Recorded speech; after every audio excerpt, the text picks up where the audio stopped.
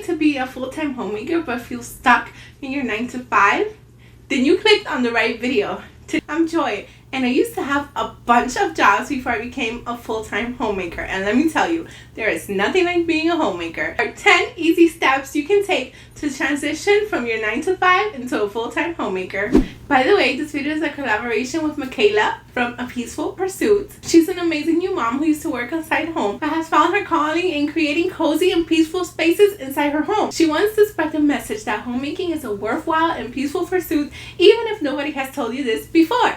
I know you're going to absolutely love her channel. She has a bunch of videos on slow living and slow homemaking, clean with me, and get it all done with me. So be sure to show her some love, subscribe to her channel. I will link her video down below, and check it out after this one so that you may learn even more tips on how to transition from your 9 to 5 to being a full-time homemaker. Before transitioning to a full-time homemaker, be sure to check your finances. Now, this doesn't mean you have to stay in your 9 to 5 if you're in debt or anything else. By God's grace and by the help of the Dave Ramsey system, my husband and I got out of over $50,000 on debt on one income. So if we could do it, I know everybody can do it. You are going to want to review your finances so that you can know what you have to work with. So you can know your starting point. Now, we're not going to cut anything just yet. But if you have any debt or other things to tackle, be sure to list that, including all of your bills and anything else that you may need to consider. If you don't have a budget or a starting point, be sure to check your bank accounts and look at each line item to see exactly where your money is being allocated.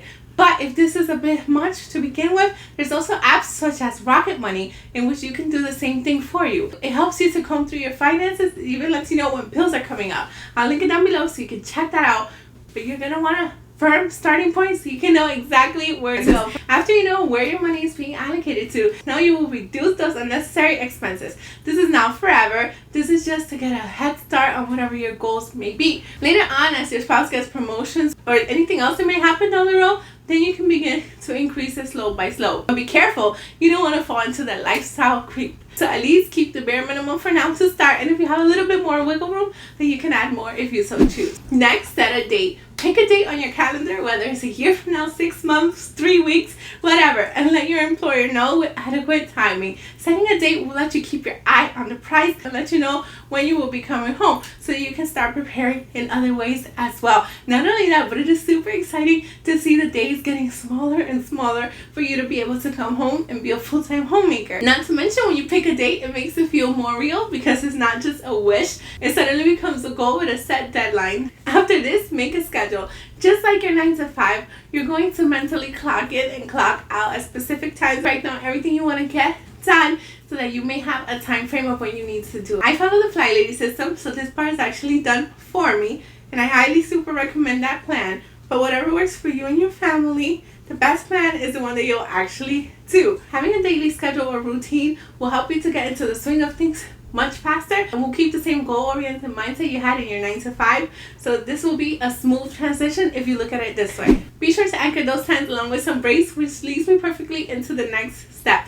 You know, in our 9 to 5, we had some breaks scattered around the day. We also had our lunch break. You're going to want to keep the same structure at home because not only gives you more chance to recoup your energy throughout the day, but it also gives you a fresh start for the next block of the day. Our employers didn't have us take a break for nothing. They knew it was super productive to do so. In the beginning, it was hard, at least for me, because I will always feel like there's something more productive to do than me sitting down and taking a break. However, I have noticed the days I allow myself to take a break is the days that I'm more productive and I get more done. Otherwise, if I do not take a break, I can still manage to get the things along, but I'm dragging on and I'm not doing my very best. So take my word for it and take those breaks. Speaking of resting, also be sure to take an off day. I kid you not. I started to incorporate an off day into my schedule. It became so much easier to manage. For some reason, I was getting more done even with less work days. On that day that you pick to be your day off, just do your routines and your bare minimums, but be sure that you're taking some time to play and even to plan the rest of your time as well. If you have children and they're at the age that they do not nap, this may be a little bit more challenging,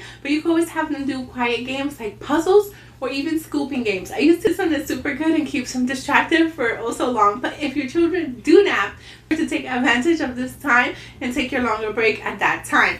Once you are at home from your 9 to 5, then you will review things the night before that you have to do the next day. Just like if there's a big project or a meeting and you need to review them a little bit before you get to the actual meeting, Do the same thing when you're homemaking. Again, this is work, so be sure that you treat it as so. It's already a lot of work to do, so make sure that you're organizing yourself and looking at your to-dos the night before, the morning of, even at lunch. You have a system, whether it's a home management journal, a planner, or whatever it is that you may have.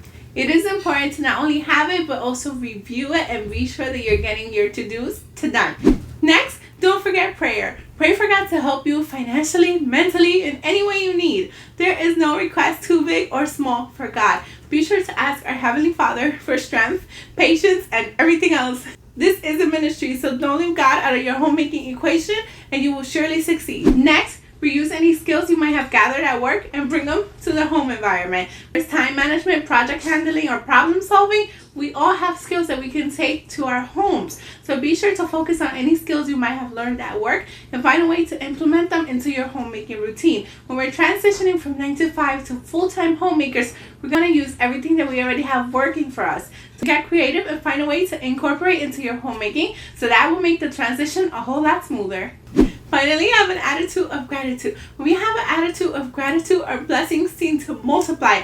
Not only that, we can roll with the punches more easily and not be faced by a pile of dirty dishes or dirty laundry, because a pile of dirty dishes just means that our family has food on their bellies. A pile of dirty clothes just means that we have clothes to wear. And anything that we have to clean inside our homes just means that our family has a roof over our head. So when we look at it that way, things will get a lot more positive. And even though it is a lot of work, it is absolutely the most rewarding work I have ever done. Well, there you have it. Those are some tips to transition from your work outside the home to working inside the home. Be sure to check out Michaela's videos next for even more tips on the subject. Thank you so much for watching. Until next time, to God be the glory. Bye.